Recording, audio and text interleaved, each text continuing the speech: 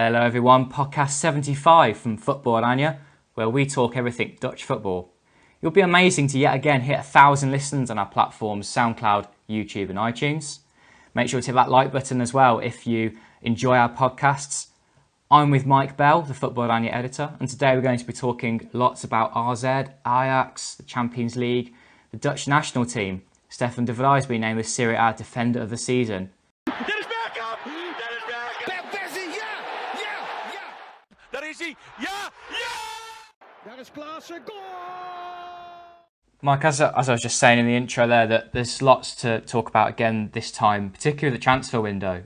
And whilst this is all going on and lots of Dutch teams preparing for the new season, the last one's still ending, of course. The Champions League's still going, and many Dutch players are involved, many who are in the Dutch national team as well.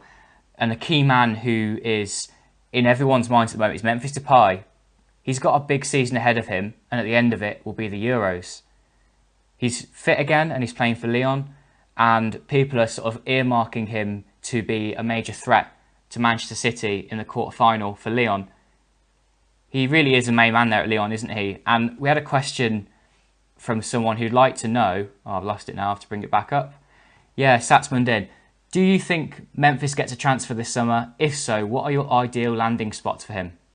For me, yeah, it's nailed on. I think he's going to leave Lyon unless they do the unthinkable and win the Champions League, which technically wouldn't be good for Dutch football given the fact that I actually need someone to win it that's already qualified, because if Lyon were to win it, then Ajax would have to go for a qualifier. So a lot of Dutch football fans wouldn't want that, but it'd be great for Memphis if he could win the Champions League, but it's very unlikely. I think Lyon next season won't be playing any European football, and that's not what Memphis wants. He wants to be playing at the highest level and impressing. And I know that he'll have some commitment to Lyon. They've made him captain. They're really desperate for him to stay, but I think that big clubs will come in for him this summer, and I think they will go.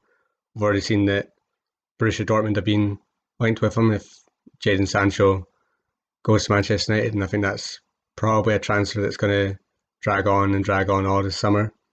Dortmund said that he's not leaving yesterday, but Manchester United could come back in from later in the summer, make a bid, and then I think that Dortmund would be an excellent club for Memphis to go to. Some of the other ones that again mentioned, like the AC Milan. These sort of clubs that's a club that's not very stable, and I don't think Memphis would really want to go there. It's a club that's got great traditions, but I can't see them challenging for the Serie A title. So for me, it's got to be a Dortmund, even a PSG. They were linked a few months ago. Like Memphis has to be playing Champions League football. He has to be going for titles. He has to be playing at the highest level, because next summer he's got European Championships, and everyone's are totally reliant on him up front. And I want to see him playing at the highest level to prepare for that. For me, he's got to go somewhere where he's going to be the main man, like he is at Lyon. He really revels in that role. At Manchester United, you could see that he went from being the standout man at PSV to someone who wasn't the best player in the team. He needs to go somewhere where he can still be that standout man. Now, Lyon is a good place for him in that respect, I guess, but he wants to be playing at a high level. Borussia Dortmund, I agree with you, Mike. It would be a good choice for him. I think it might depend whether Jadon Sancho goes to Man United, and then Memphis would replace him in that sort of wide role.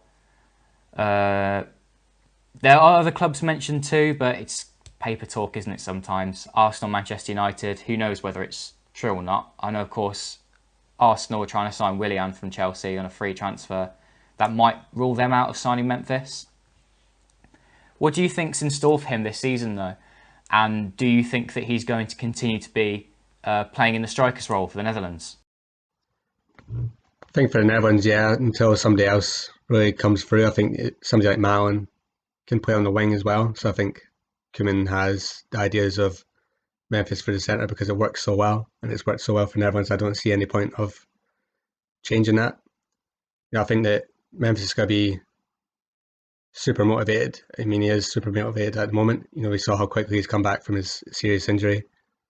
And whatever club he's playing at next season, I think we're going to see Memphis in top form because he's worked so hard to regain his fitness, and I think that he's going to be firing going into next season. He's already looked impressive in the Champions League. I know his goal against Juventus was a penalty, cheeky Panenka, but this shows the confidence that he has, and I think he'll stick with that confidence going into next season. I think that there'll be clubs this summer looking at him because, to be honest, if Leon aren't in Europe, they'll accept a lower fee, and I think if you can get Memphis for a lower fee, I think a lot of clubs will be interested in that. Somebody like Tottenham may even come in from, but the Jose Mourinho factor might play a part in that. He sold Memphis to Manchester United, and he did say at the time that he did like Memphis, but he just wasn't right for the club. And whether Memphis would want to be reunited with him, we'll wait and see. But I think there's definitely going to be a lot of clubs that are interested in him this summer. And Dutch football outlets have always said that Real Madrid is his dream. I can't see that happening this summer, especially since Real Madrid don't seem to have any money unless they sell some of their players. But yeah, Borussia Dortmund I think would be an absolute excellent move for him, and it would give him a chance to excel at a high level next year. Well, all credit to him because of the comeback he made from injury. He would have been back for the Euros too, had that have still happened. And yeah, it's great to have him really going to be pushing for plenty of goals in a starting role at a big European club next season to really get him ready for the Euros. Lots more Dutch players are involved in the Champions League. Frenkie de Jong's been playing well for Barcelona, hasn't he, Mike? And I know that Stefan de Vrij also been standing out in the Europa League for Inter Milan. He's also been named Serie A Defender of the Season. What have you made of Frenkie and Stefan de Vrij recently? Yeah, I watched Barcelona's game against Napoli, and I thought that Frenkie de Jong was the best player on the pitch. He controlled the midfield. Everything he did was excellent, and I'm just a bit gutted that he had an absolute wonderful assist for Messi ruled out. I couldn't really see what VAR was seeing. I can see the handball. I thought it was a perfectly good goal, and it's just testament to the fact that De Jong was playing where Busquets would have been playing. Busquets was, I think, suspended, and in that role, Frenkie shone, and it's a role that he should have been playing all season, not playing on the wing or playing further forward. It just doesn't suit him when he's controlling the midfield. He's exceptional, and he was exceptional against Napoli, and I think that hopefully going forward, the Barcelona coach sees that, and that's where he plays, because it's frustrating to see him lost in the game by trying to play too far forward. It just doesn't suit him.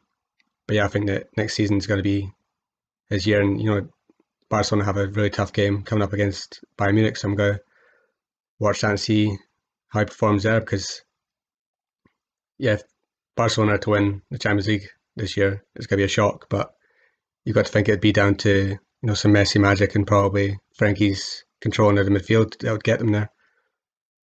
Whereas De Vrij, I think, yes, he seems to have gone from strength to strength since moving to Inter from Lazio, and well deserved to be named Defender of the Year. I think with Matthijs de Ligt out for several months now, De Vrij is going to have to try and take his chance in the Dutch national team and see if Koeman picks him for the Nations League games in next month. It's really between him and Nathan Ake for the spot. It all depends on whether Koeman wants to stick with a left-footed and a right-footed centre-back. That may rule out De Vrij, because I think we've seen in recent internationals and games that if Koeman wants to bring off somebody from the bench to slot into the centre-back position, it's always been Ake. So we'll see if he gets an odd or De Vrij, but you have to say De Vrij definitely deserves it because he's been outstanding in the past season, and he could end it with winning the Europa League. I think that Inter Milan have a great chance of winning it, and yeah, it'll just push his cause even more.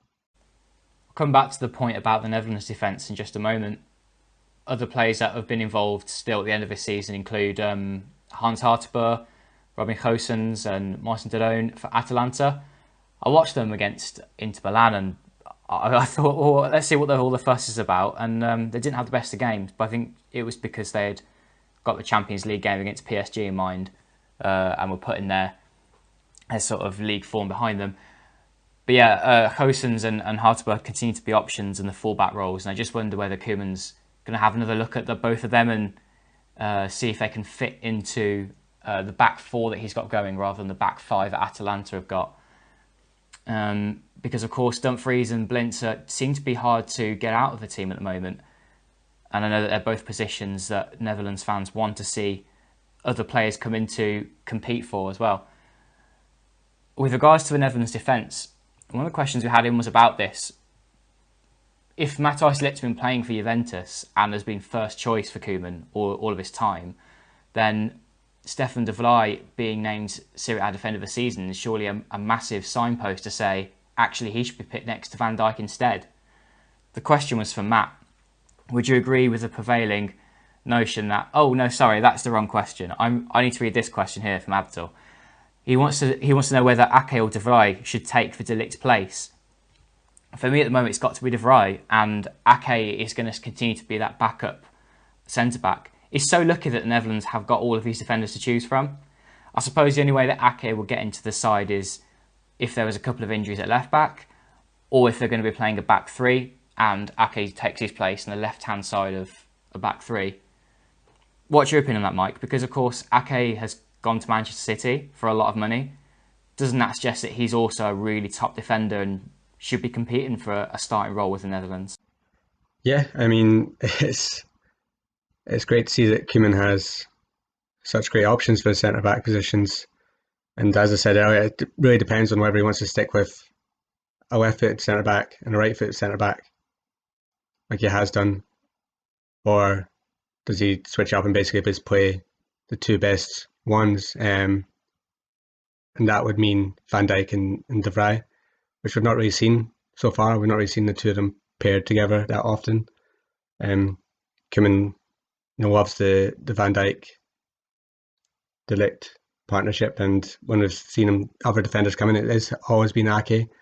So we'll see if Koeman switches up. I think that de Vrij deserves his chance. He's played basically the best of any of the Netherlands centre-backs, probably except for Van Dijk this season. And I'd like to see him given that chance. But then you've got Ake as well, who has earned his big money move to Manchester City. I've seen a lot of people confused about the fact that Manchester City have signed him and having a go at him because Bournemouth got relegated this season, and they think that they've shipped a lot of goals, and they think that Ake has been a part of this, and they don't really think he deserves to move to Manchester City, which I think is absolute nonsense. I think that ever since he's joined that club, Ake's been the standout. He's been the captain. He's been one of the best players. I mean, Bournemouth are a small side and have managed to stay in the top flight for a few years now, and Ake's been a big part of that. And yeah, they went down this year. Ake also had a few injuries and missed quite a few games. I think that the disrespect from some people towards him has been really harsh, and I think that under Pep Guardiola next season we'll see Ake come into his own. I think he'll be excellent for Manchester City. I think he suits that team well with his ball playing skills. I think he'll be a big part of their side next season. I think that again will fall into Koeman's hands because now he has four excellent centre backs. I don't want to say they're all four of them are world class, but by the end of next season, all four of them could be. And yeah, it's weird to say that about Netherlands to have such an excellent defence. But yeah, going into Euros next year, four excellent options for centre back. Well, six seasons in a row for Bournemouth in the top flight says it all when Ake's being the main centre back for them. They've shipped a lot of goals, but he's always been that standout defender. Just so tenacious, he always fights for the ball, always giving his all for the team. Yeah, he really fits in with what Man City want as well in the defensive side, trying to play the ball out of defence. I'm sure Ake will be a good fit there. One of the questions was to do with the defence, and actually, yeah, from Matt, they've got a slight defence now, but he's asking, are they lacking in a cohesive attacking end? Well, Matt, I think what we were talking about just now with having Memphis being a starting striker, that was born out of the fact that the Netherlands didn't really have a great option up top. But Memphis has really fit it, and I don't think that there's a problem with moving that position now. I think it would be great to have a world-class striker with Memphis, but if that's not going to be available for a little while, then why not stick with him as the starting striker and put some really good attacking players around him? I guess the problem comes with the wings available, doesn't it? And are they top options for the team? Yeah, I think that right now you'd say Netherlands' strength is at the back, and with Frankie De Jong in front of that back four, um, we've got world class centre backs, a world class midfielder, and then we've got Memphis up front. But I think that if you look at the players coming through, the players that are going to be available in a couple of years' time, the strikers are coming back. We just went through a little bit of a lull in production of world class centre forwards, but in a few years, Boadu is going to be even better. You've got Malen, Xerxes, Brobbey at Ajax, Hansen at Ajax, players like Tabuni coming through at AZ. There's several at Feyenoord in our academy as well. I think that give it 2 or 3 years, Netherlands will have a packed attack as well. And you look at Ake, he's still young. De Ligt's still very young. Netherlands squad in 3-4 years could be excellent. It could be excellent all over the pitch. And you've got the wingers. There's not very many options at the moment, but yeah, you've got Stengs coming through, who's to me he's going to be world class. Dilrosun is a good player. So yeah, like all over the pitch, Netherlands have talents coming through. It's just going to take a couple of years, but right now you'd say that the defence is the strongest part with the addition of Frankie De Jong as well, and that's great because it suits Netherlands under Koeman and they do well at the back to then hit on the counter with the pace of the likes of Memphis and Malen, so it works well. And yeah, I think that it's the fact that defence wins games, and I think that Netherlands having the strongest defence and one of the strongest defences in Europe, then yeah, it can only be a good thing going into the Euros next year. That's right. And we talked about the Champions League season ending with all of these top Dutch players. The new season starting as well with the Champions League and the qualifiers. There are, of course, some Netherlands players in the interests of AZ Alkmaar. They have been drawn at home to Victoria Pilsen in the second round of Champions League qualifying. They've got 3 rounds to get through to try and represent the Netherlands in the group stage of the Champions League. If they lose their tie against Pilsen, they then have 2 rounds of Europa League qualifying to get through. Or if they get through this 1 round of Champions League qualifying and then they lose one of the next 2 rounds, they then drop into the Europa League group stages. So it could be tricky for AZ if they don't hit the ground running. They don't want to be out of Europe before the season even starts, especially with all of those fantastic players such as Stengs, Boadu, Cope Miners, that seem to be sticking around for another year to not only challenge for the Eredivisie title, but also to play European football again and hopefully Champions League football with RZ.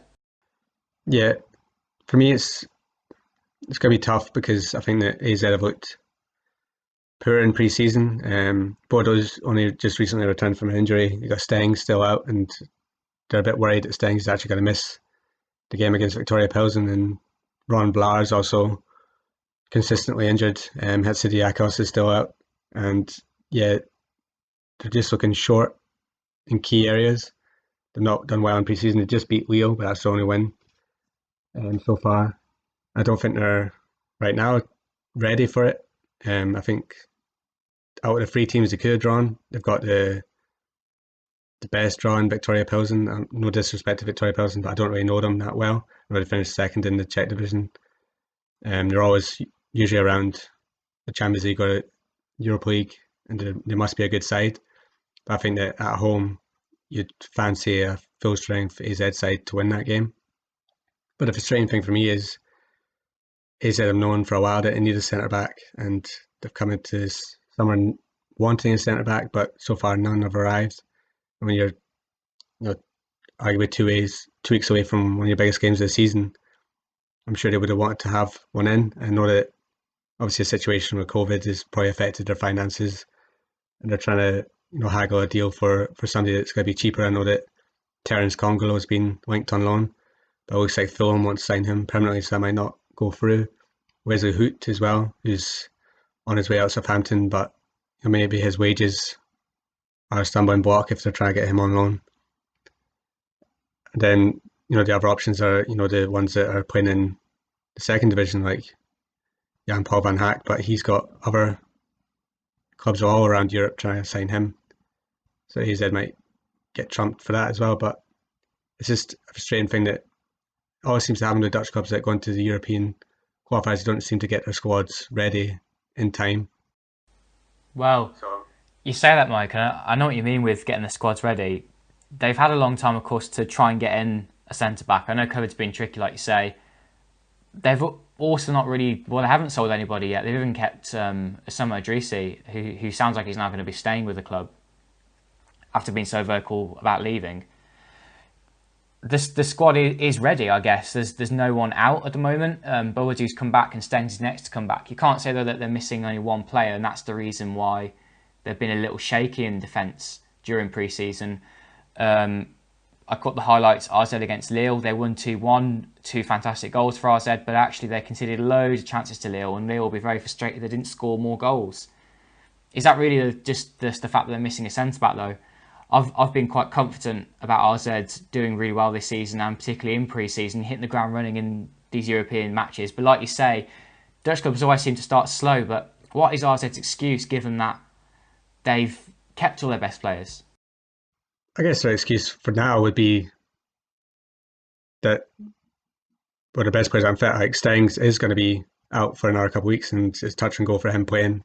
And maybe, I guess, just struggling for motivation against the Eredivisie clubs that are playing in pre-season. I mean, they're losing to, I think it's like Ajax Vola. He lost to, was it to Vitesse as well? And this isn't ideal preparation for them.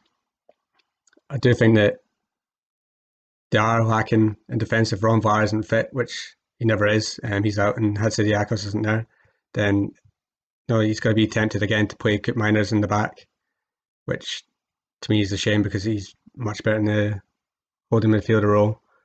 Idrissi says he's going to stay now, but is that because the clubs really haven't come in for him? And then, if they get knocked out by Victoria Pilsen, then are they going to have to try and sell some of these players to raise funds for the fact that they're not going to get that extra money from basically going through that next Champions League qualifying spot? For me, if I was an AZ fan right now, I'd be worried about getting through these qualifiers. I think that Victoria Pilsen is going to be the easiest one, and next round they're going to get somebody really tough. And for me, personally, I just don't see them as being ready. They have kept their squad together, but if Stengs doesn't play, then that's a massive part of their attack out. And Boadu's only played one match, and you've got 2 weeks to go until they play again. So for me, there's a lot of question marks around AZ at the moment and heading into the new season. I really hope they get past Victoria Pilsen. I hope that Stengs comes back and gets at least one pre-season game in before that game. But for me, I would have really hoped they had signed a new centre back. Because for me, they're definitely lacking there. And then up front as well, if Boadu suddenly got injured again, I don't think they have a striker at all to replace him. So they need to kind of wrap him up in cotton wool for the next couple of weeks. Yeah, they've got a very they've got a lack of players as backup. They've got a lot of first team options that are very good, but once Boadu and Stengs are injured, the players they can call upon aren't the same quality, and they've got some great young players coming through. They're just going to take some time. So I guess it's what they can do with the transfer market now and with their defenders, and just hope for the best for the season, that they can keep their players in cotton wool and not expect them to be playing twice a week. They're going to have to do some rotation at some point during the season. Otherwise, it'll be a bit like last season where it can get to them with all these games. The next question is to do with Ajax, and I think that we should touch upon them because they, of course, could be doing all this qualifying as well. What's the situation with Ajax and the Champions League, Mike, going into the new season? First of all, will they have to qualify? And second of all, is their team ready for it? No. Well, it depends on what happens, as I said earlier on, with Lyon. If Lyon win the Champions League, then Ajax will have to qualify, but Lyon are basically the only club that can affect that now. So you're hoping, if you're an Ajax fan, that they get knocked out by Manchester City, then that confirms their place in the group stages. I mean, I think hand on heart, all of us would say right now that we don't think Lyon are going to win the Champions League. So if you're an Ajax fan or if you're at the club, you'd be expecting to play in the group stage next season. But I guess the biggest questions around Ajax now are who's going to leave the club. Onana missed a friendly at the weekend. He was apparently had a niggly injury. Same with Dest as well. He had a slight injury as well, and them two didn't feature, and then obviously that led to speculation that a transfer could be close. Ajax denied that, but Onana's constantly getting linked with Chelsea, but that doesn't seem like it's going to go ahead unless they manage to sell Kepa. And the other side is Tagliafico as well. He's been, again, yesterday in the English papers, they said that he's their number one left back target. So I think that next couple of weeks there's still going to be a lot of rumours about players leaving, but they look good. The first preseason friendly, they hammered RKC, and yeah, the squad right now is looking good. Anthony scored twice; he looks a good signing. So yeah, for me, they're still going to new season as favourites, but it's just that question mark of who's going to leave the club in the next couple of weeks. Is Onana, is Tagliafico, are these players going to get the move that they want? Dest, is he motivated to stay, having been linked to Bayern Munich for weeks and weeks and weeks? So yeah, we'll just see how it goes in the next couple of weeks, because I think that their squad is prepared for players leaving. I think they'll sign a new goalkeeper if Onana went, and they might try for a left back if Tagliafico went, but the rest of the squad, the rest of the players look strong in their positions. So I think that going forward and in the midfield, Ajax are fine. It's just little question marks over the defence. Just small things to fix. And now that Veltman's left as well, I know some Ajax fans will be happy with the fact that they won't have to deal with his mistakes anymore. But they've still got some things to fix in their defence with who starts in it. If Tagliafico leaves, if Dest leaves, does Mazraoui come back to contention at right back? Who will they sign for left back? Then who plays next to Daley Blind in the centre defence? Perskers actually came out in the media and saying like this is his chance, he's got to try and take it. And I'd agree with him, but he too needs to cut out the mistakes. That's what it seemed to be in the end. I think the way Ajax play, it can lead to defenders making mistakes because they're so heavily relied upon when the ball's lost. They're the ones that got to win the ball back. They seem to get very stretched in the counter-attack with the lack of a true defensive midfielder really tracking back in the first instance. So I guess that's where the problems lie for Ajax. Would you agree with that, Mike? And same goes to the goalkeeper too. If you lose a goalkeeper, he's the one who's going to keep all of the back four, on the same wavelength. Yeah, I think there's question marks over the positions at the back. If they would try and sign somebody, if they did lose Tagliafico and Onana, I think they're just waiting for that money to come in. I think Stekelenburg has been brought in as backup. I can't see him being the first choice, and I don't think he was that great against RKC. I think the goal that they scored was maybe down to a little bit of an error from him. I think the defensive midfield, yeah, I think that Marin had a good game at the weekend. We'll see if he comes into his second season having adapted to Ajax and the way they want to play, and then you've got Kudos coming in. I want to see more of him, and then you've got Gravenberch as well. I think he'll be a starter. Then Eiting as well as in Kellenkamp, because Kellenkamp was getting linked with FC Twente, and they basically blocked him from leaving, saying that they're not interested in that. And then at the weekend, he came off the bench in the second half and scored and gave an assist. So you can't do much more than that. You're getting asked to impress, so maybe he'll get a chance. So yeah, I think midfield and up front they're settled. It's just that defence, and then they're lacking in some areas that need to be strengthened in the coming weeks should players leave. But it is just a state of them waiting until clubs like Chelsea make their moves, which will come probably in the next couple of weeks. With the transfer window being open till October, it's just frustrating that these clubs have to wait, really. There's a couple of clubs who might not be doing too much transfer business from now on, and one of those is Feyenoord.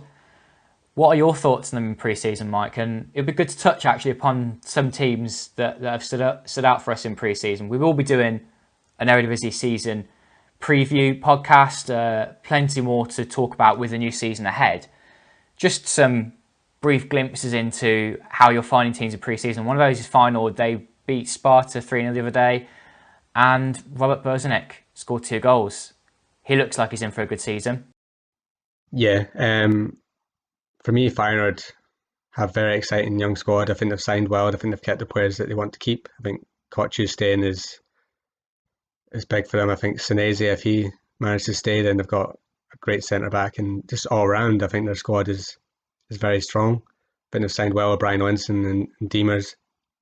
Managing to keep Lee Ollie fair, I think it's been an excellent summer for Feyenoord. And I don't think there's very many positions where you can say that they're weak because they have so many youngsters coming through as well. I think Somerville, I think he did well at Adder Den Haag, and we're going to see a lot more of him for Feyenoord this season. He's such an exciting young winger. And then if you look at the young players they do have, they've got Bozanic, Berger, Somerville, Kochu, Azarkan, Gertruda, Bailo in goal, Malasia, Veerman, Sinistera, who he'll miss the start of the season, but when he comes back, he's an excellent winger.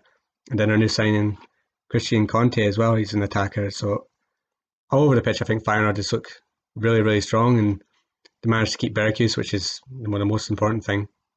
And going by the form at the end of the season and how Dick Advocaat's got them so confident and playing really well, I can't see any reason why Feyenoord won't be challenging for the title. I think we've seen that there's question marks on Ajax's defence, there's question marks on AZ's attacking squad depth.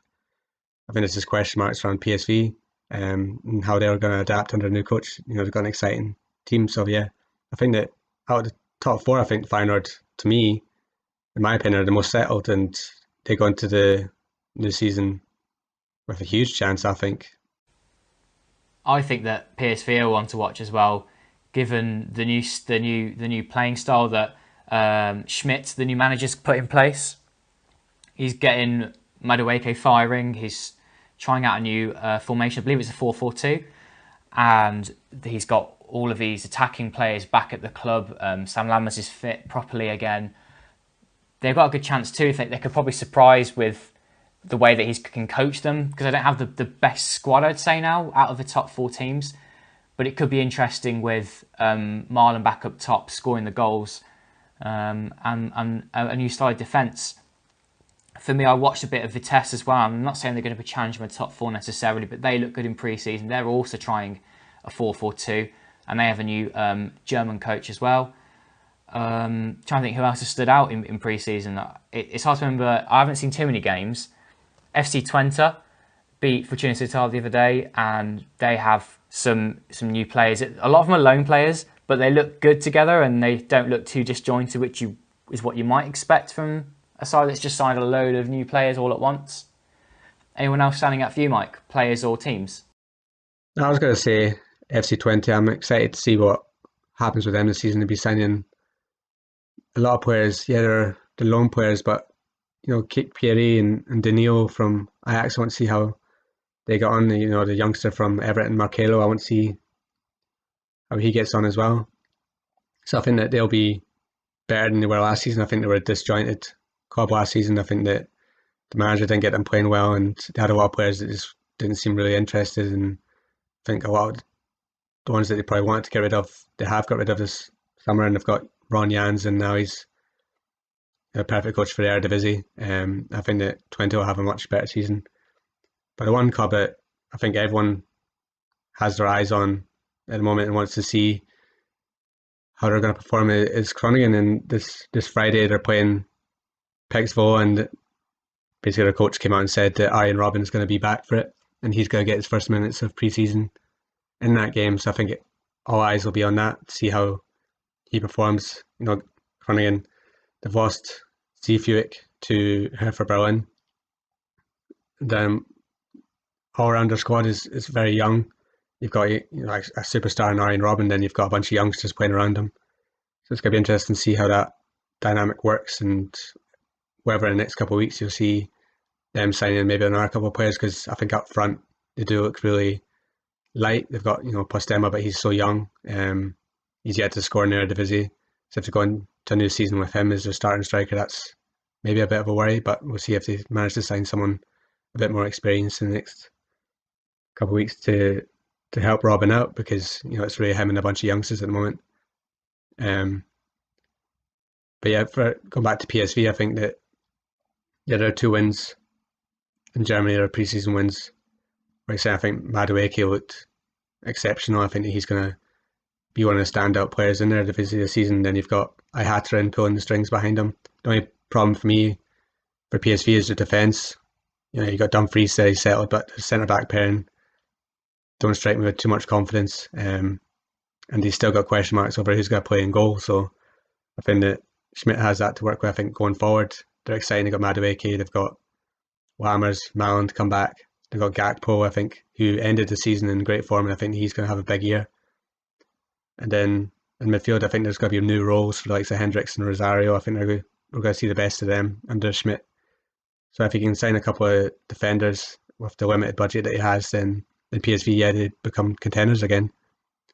So yeah, I think the next couple of weeks we'll see the other clubs. We'll see what sort of state likes of Heerenveen are in. Heracles as well, to see how they're preparing for the new season, because Heracles lost a lot of players this summer and they've probably signed a lot of new ones on loan. So we'll see how they're going to do. I think that the battle for the playoff positions is going to be tight this year. I think there's going to be a few clubs going for it. Heerenveen's, Groningen's and Utrecht's. I agree with you. Vitesse have had a very good pre-season so far, and I think they look the strongest out of basically the best of the rest. So I think that they should be definitely challenging, possibly sneak into top 4 if a club has an off season. But then they're definitely the strongest team going for 5th, I think. Yeah, I think Vitesse probably the best of the rest at the moment. Utrecht as well, looking good. For them to haven't lost their best players yet. They've secured the signing permanently of Andrea Chimier. They're adding bits around it too. They've signed the top scorer from the German 3rd division last season, who's in the Bayern Munich reserves. I think they'll be up there again. Hopefully they can get through some rounds of Europa League qualifying as well.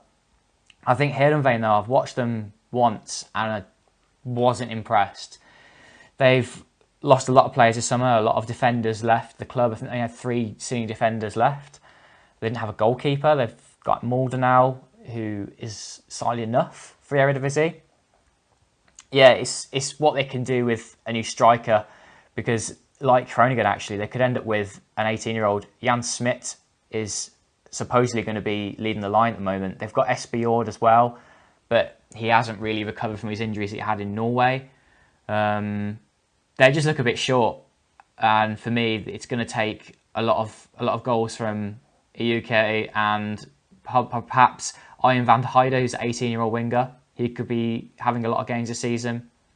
In the midfield, Vim signed a contract extension, but they've lost their captain, Hikan Fike, which is a big loss to them, I think. So let's see what we've got ahead. And of course, in the Eredivisie, you've just got lots of teams that will lose players, and then all of a sudden there'll be new players that will just come through and really stand out in the league. It's just that kind of division to play in, isn't it? Unless there's anything else, Mike, it's been good to talk, and on to the next podcast. Yeah, it's just getting closer and closer to the new season. It's getting only a few weeks away, and hopefully AZ do the business in a couple of weeks' time, and that'll be big for the league. And then, yeah, it's just going to see how the clubs are preparing in the next few weeks and what transfers happen. It's exciting times. We've got a lot of youngsters coming through, and I'm sure over the next few weeks we'll have profiles of all those youngsters that you can watch next season. And yeah, just a month to go until it all gets going, which is exciting. A 4-week countdown, and in that time we'll be giving you lots about some young Dutch players coming through, more podcasts, season previews. The Netherlands games are coming up, start September, the new Eredivisie season. I can assure you that the next 4 weeks are going to be very busy on Football-Oranje, so stay tuned. Okay, well, thanks for listening, everybody, and bye for now.